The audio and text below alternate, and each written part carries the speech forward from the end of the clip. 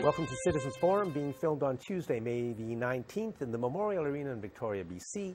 I'd like to start by thanking the volunteer crew and the Shaw staff that makes the program happen. The first segment of Citizens Forum is always the Walter and Jack Show. So, Walter, here we are. Another... I was listening to CKNW, which is the big radio station in Vancouver.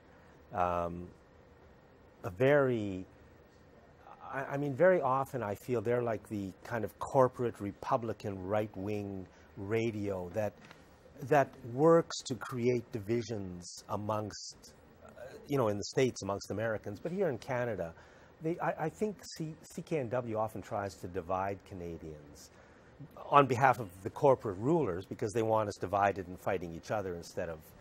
So this was presented as a good news story, and it had to do with a WTO, World Trade Organization lawsuit that Canada filed against the United States, and we won.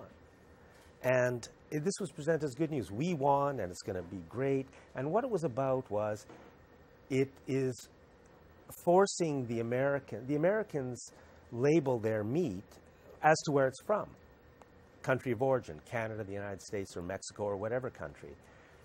And we do the same.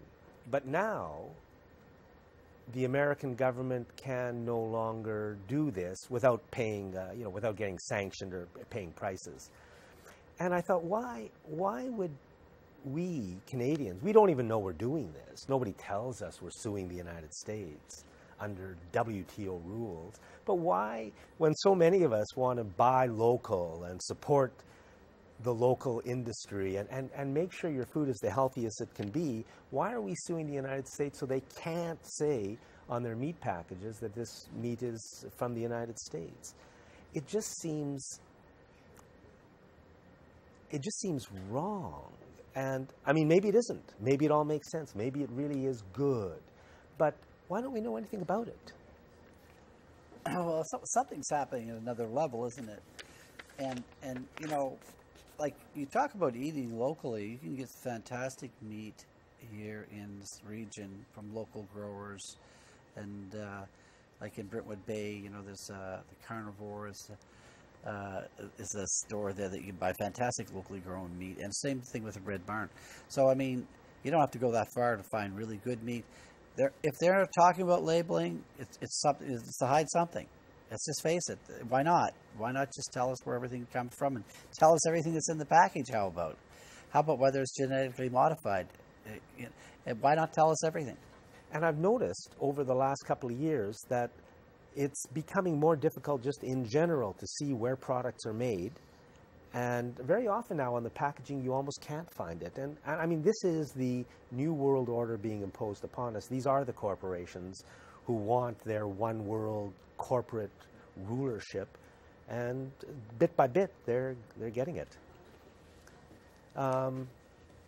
You've got I think Mr. We're going to talk about that later. Yeah. I heard Lana Popham on the radio, I think it was the end of last week. Lana Popham is the NDP MLA from Saanich South, and she was talking about the agricultural land reserve. And I'd completely forgotten about this. There had been a story in the newspaper the day before that Frank Leonard had just been made the chairman of the agricultural land reserve, I believe it's called, and also the CEO for a few months until they find somebody. And what Lana Popham was saying is that this is a very important moment in the history of the agricultural land reserve, because Christy Clark is about to move a huge chunk of land basically out of the agricultural land reserve. And I think what Lana Popham was saying, I don't want to put words in her mouth, but I think what she was saying was the previous chairman of the board, who Frank Leonard is replacing, spoke strongly in favor of protecting agricultural land. And I think she said that if Frank Leonard won't do that, then he shouldn't take on the job. And it just struck me as, we're getting so much news about Mike Duffy and all these trivialities that they always feed us in the media, and lies on the, But here the agricultural land reserve is about to be changed. I think she said it's coming fairly quickly, and it almost passes unnoticed. Well, you got to mention a couple of things. Frank Leonard, lifetime liberal, was out of a job recently. Used to be the mayor for 28 years. That was a pretty good run. But the thing is, the previous chairman of the Agricultural Land Commission, he was fired. Yeah. His mandate wasn't completed because he was not cooperating with Christy Clark and company for their plans for altering the agricultural land reserve and how it's going to be managed. I know he was on CBC about a week ago, and he was so passionate about protecting the agricultural land in this province, which it's only about, I think it's about 4% of British Columbia can actually grow food. The rest of it is just rocks and trees and no place to farm. So that to me is the big story. It's a blatant political patronage appointment. Frank Leonard doesn't have any particular expertise in this area, and he's going to come in, and we're going to see what happens. I mean, we'll find out if there's any shame left in this in this Liberal Party or not. Oh, there isn't. But to do this just right now in this era of climate crisis, when every inch of arable land is going to be so vital to maintain a healthy society, to be tinkering this right now is just outrageous. I think it was Lana Popham, although it may have been somebody else, also said that the land around where they're putting in the Site C dam, so all that land that's going to be flooded has now been removed from the agricultural land reserve. So they haven't even started work on it yet, but they've taken the land out. There's court cases in play to stop Site C from going ahead, but the Liberal government has still removed all that land. This is prime agricultural land, excellent quality, good climate, and they just removed it from the agricultural land reserve, I believe. I mean, we're not hearing a lot about this, but what is happening? The rules are changing. Do you know what the rule change is? No, I read probably the same article you did, and they didn't really get into how the rules are changing. It seemed like they were going to have two different classes of agricultural land. Right. And, that's just a slippery slope, isn't it? And it seems like in around Vancouver, around Victoria, we will be, let's say, Class 1 or Class A. In the rest of the province or other parts of the province, it seems like if you're in this second category, the land basically is out of the agricultural land reserve. You can kind of do what you want, which means oil and gas if you want. Yeah. Is that what the people of the province want? And how do these things happen without us even really being told? I mean, the TC did a big story on Frank Leonard being made the chairman of the ALR, but they didn't say a word about the underlying, much more important story of the change that's about to come. And that's the way it always... And where's the NDP? Except, well, Lana Popham was there. Yeah. It's interesting. Very often when something very interesting is said on one of the talk programs on CFAX, they then move it into the news. But this one didn't get into the news. I've never heard this mentioned again. Well, good on Lana for bringing this forward, and it's a huge issue. Great to see the NDP get behind something that makes sense for a change. And I hope Lana takes this further and runs as leader of the party and shakes up that party. Because right now that leadership doesn't have any values. There's no fundamental core burning issues for them. They're, we saw what happened 2 years ago, and nothing has changed there. But things like this are great. If Lana keeps at it, keeps fighting it, she might get some steam going, get the public behind her. Yeah, I don't know what people can do. I mean, it's just happening. High house prices and rents. I just want to say this is the plan. We don't have high house prices because high house prices are, a rule of nature. We have high house prices and high rents because the people who run the country are making a fortune can you imagine? I mean, a condo that you used to be able to sell, if you were lucky, for $100,000 that you're building is now worth $250,000. I mean, the land prices, and who's paying for it? It's being paid for, in many cases, by people who really can't afford it, but have nowhere else to live. So it's a massive failure on the part of our private sector housing industry to not provide us with low-cost, wonderful communities within which to live with good quality housing. I mean, I don't think that's really happening as much as huge profits are being made all along the line, and that's what our entire housing policy in Canada is.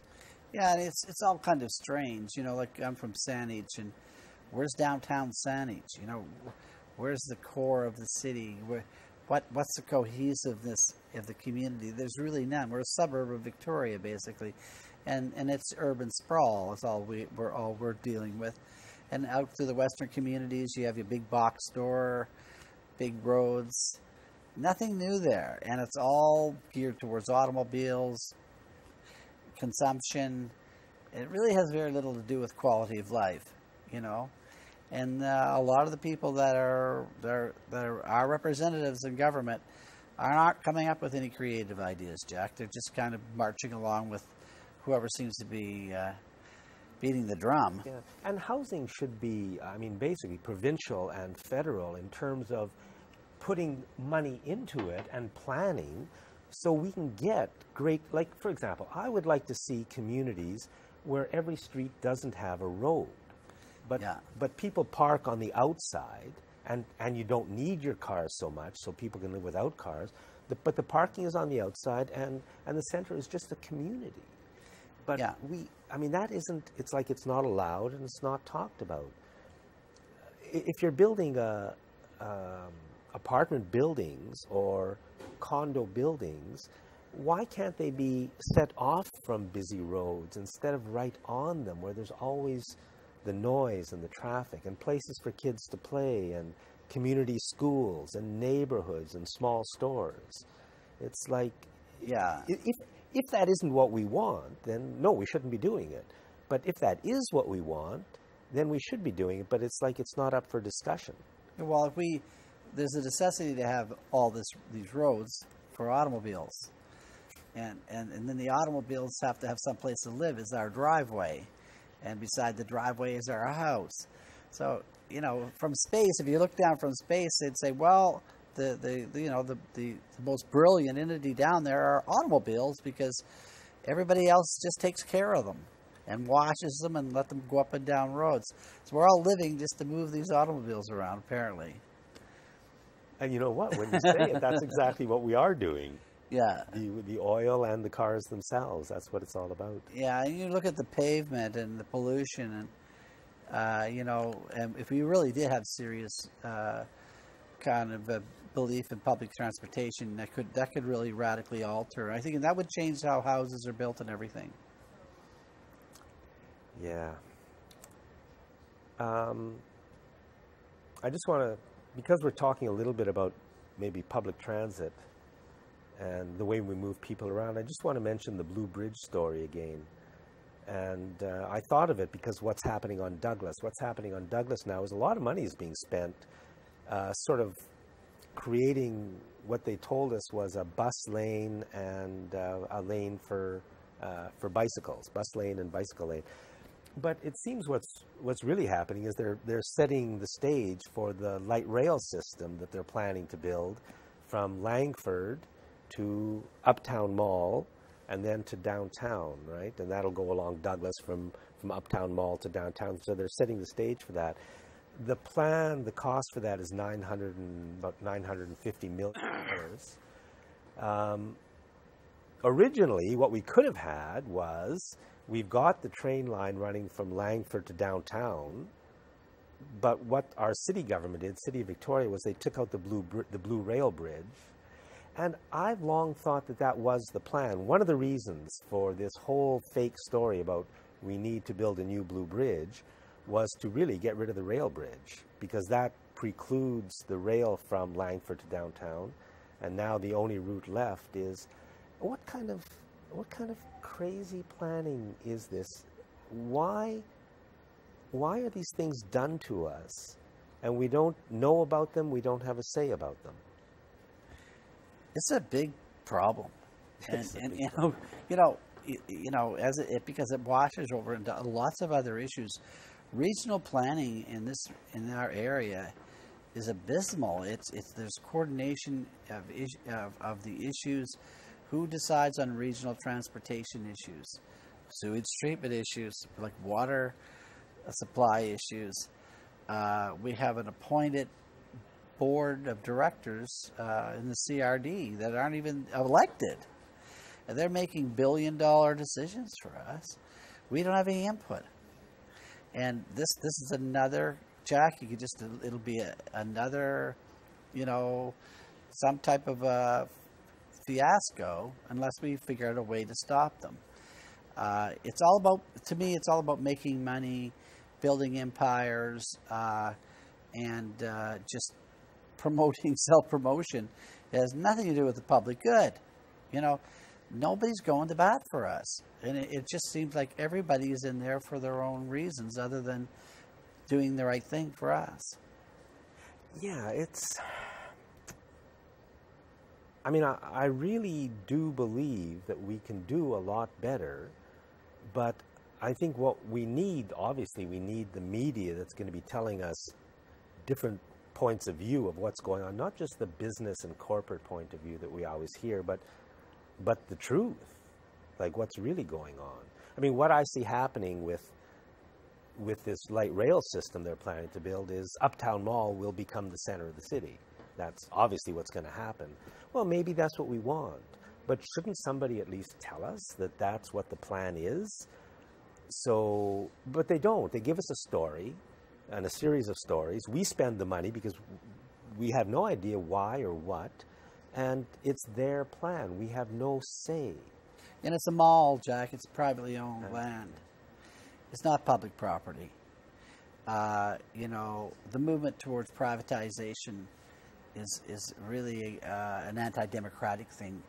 People need areas to come together that are as a community on public property. Say and do whatever we want within the law, and we're losing opportunities. And if you look at the Uptown Mall and you walk around inside that area, it looks something like a movie set or something.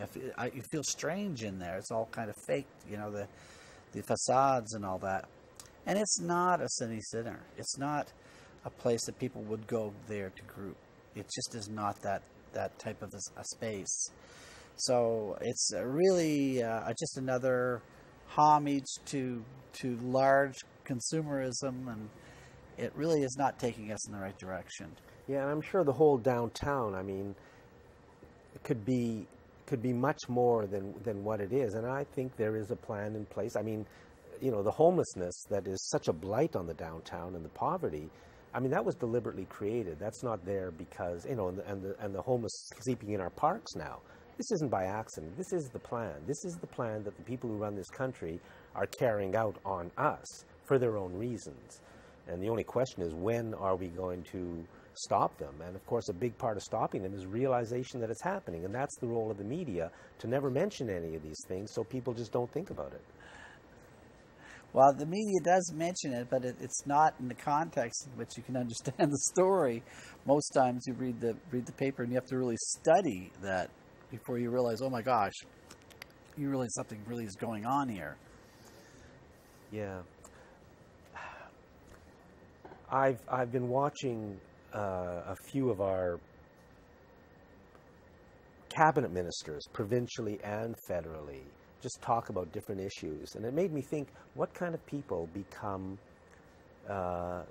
rise to the top in our political system? And I think it's people who are, first, you got to be good at getting elected. So you got to be that kind of a person. You can get elected. And then you got to be willing to do exactly what you're told.